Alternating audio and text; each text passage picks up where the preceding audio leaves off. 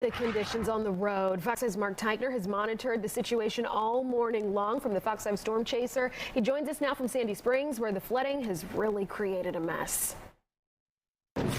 What a mess here in Sandy Springs. Take a look.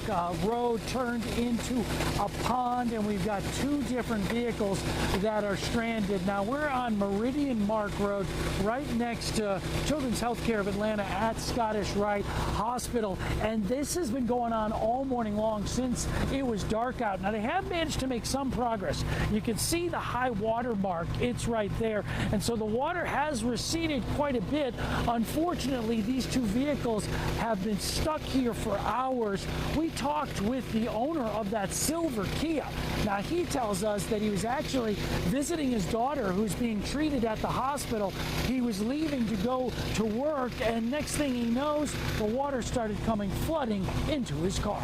Like a little splash, and then next thing I know, I was just floating away. I tried to put my car in reverse, try to see, if I could back up out of it, but by that time, my engine already done cut off. Sandy Springs Public Works have spent hours trying to unclog this ponded road. You can see what they've done. They've brought in a pump, and they're pumping all of the water out of the roadway into this parking lot. But at this point, we have no idea how long it's going to take them to get things back to normal. Reporting from Sandy Springs, I'm Mark Teichner, Fox 5 News. Okay.